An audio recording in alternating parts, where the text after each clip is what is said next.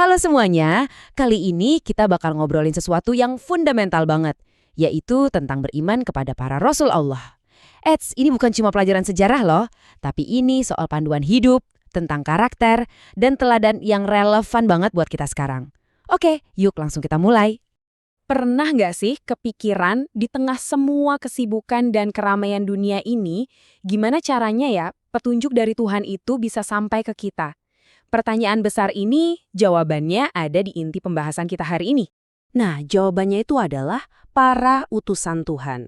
Anggap aja mereka itu seperti jembatan. Ya, jembatan yang menghubungkan wahyu dari langit dengan kita, manusia di bumi. Tugas mereka itu ngasih kita panduan yang jelas. Yuk, kita bedah satu persatu konsepnya. Pertama, kita mulai dari akarnya dulu ya, yaitu kata iman. Sederhananya, iman itu artinya percaya atau yakin. Tapi ini bukan cuma sekedar percaya di mulut aja. Ini adalah keyakinan yang benar-benar meresap sepenuh hati. Inilah fondasinya. Terus siapa itu Rasul? Nah, yang penting diingat, mereka itu bukan malaikat atau makhluk lain, tapi manusia, sama seperti kita. Bedanya, mereka ini manusia-manusia pilihan yang dapat tugas super spesial, menyampaikan wahyu Tuhan ke seluruh umat manusia. Oke, jadi kalau kita gabungkan dua hal tadi, iman kepada Rasul itu artinya kita yakin seyakin-yakinnya dengan tulus bahwa Allah memang mengirim para pembawa pesan ini. Tujuannya buat apa? Simpel, buat nguntun kita semua ke jalan yang benar, biar selamat di dunia dan akhirat. Nah, sekarang mungkin ada yang bertanya, tunggu dulu, terus apa bedanya sama Nabi? Kan sama-sama utusan Tuhan kan? Betul. Tapi ada satu perbedaan kunci di antara keduanya. Ini sering banget bikin bingung. Jadi yuk, kita perjelas. Gampangnya begini, bedanya itu ada di misi mereka. Seorang nabi itu menerima wahyu dari Tuhan, tapi wahyu itu untuk diamalkan oleh dirinya sendiri. Sementara seorang rasul, dia juga menerima wahyu, tapi ada tugas wajib tambahan, yaitu harus menyampaikannya kepada umatnya.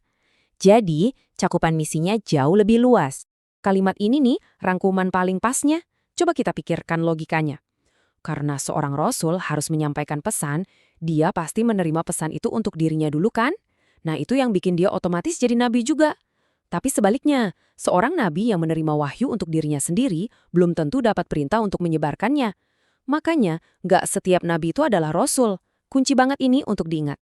Oke, karena tugas para rasul itu luar biasa berat, sebagai pembawa pesan sekaligus teladan, mereka pastinya dibekali karakter yang istimewa. Ada 4 sifat yang wajib, yang pasti mereka miliki. Inilah yang membuat mereka jadi panutan terbaik buat kita. Konsepnya ini kayak dua sisi mata uang. Ada sifat wajib, yaitu sifat yang udah pasti nempel di diri seorang rasul. Terus, di sisi sebaliknya, ada sifat mustahil, yaitu sifat-sifat yang nggak mungkin banget mereka punya. Yuk kita lihat perbandingannya. Nah, ini dia 4 pilar karakternya. Pertama, as-siddiq, artinya jujur atau benar. Ya iyalah, pesannya dari Tuhan, masa pembawanya bohong? Makanya mustahil mereka itu al-kizib atau berdusta. Kedua, al-amanah, artinya bisa dipercaya. Ini jaminan kalau mereka nggak akan mengkhianati amanah dari Tuhan. Jadi mustahil banget mereka itu al-khianah. Ketiga, at-tabligh, artinya menyampaikan. Mereka wajib menyampaikan semua wahyu, nggak ada yang disensor atau disembunyikan. Makanya mustahil mereka punya sifat al-kitman. Dan terakhir, al-fatanah, yang artinya cerdas. Mereka butuh kecerdasan luar biasa buat ngadepin tantangan dan menjelaskan hal-hal rumit. Jadi mustahil banget mereka itu al-baladah atau bodoh. Keren kan? Wah, tahu sifat-sifat ini emang bikin kita kagum ya. Tapi, terus apa? Apa ini cuma buat jadi pengetahuan aja? Tentu enggak. Tujuan utamanya adalah untuk kita tiru, kita teladani.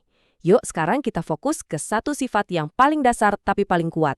As-siddiq alias kejujuran. Yep, semua pembahasan tadi itu muaranya ke satu hal. Bagaimana kita mengaplikasikannya. Jadi, mari kita lihat gimana caranya sifat jujur ini bisa kita hidupkan dalam keseharian kita, mulai dari hal-hal yang paling simpel. Contohnya di rumah.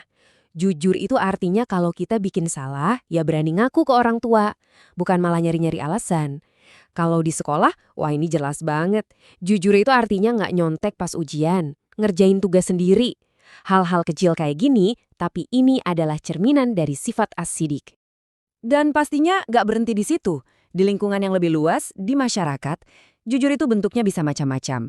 Bisa dengan selalu berkata benar, nggak ikut-ikutan nyebar gosip atau adu domba, dan yang paling fundamental, nggak mengambil barang yang bukan hak kita.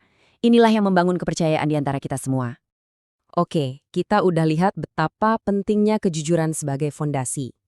Nah, ini membawa kita ke pertanyaan terakhir yang penting banget untuk kita renungkan. Kalau sifat as-siddiq bisa kita wujudkan dengan selalu jujur, gimana cara kita menerapkan sifat al-amanah dalam pekerjaan atau tugas kita? Gimana kita menerapkan at-tabligh dengan berbagi ilmu yang bermanfaat? Dan gimana kita pakai sifat al-fatanah untuk cari solusi dari masalah di sekitar kita? Coba deh kita pikirkan sama-sama.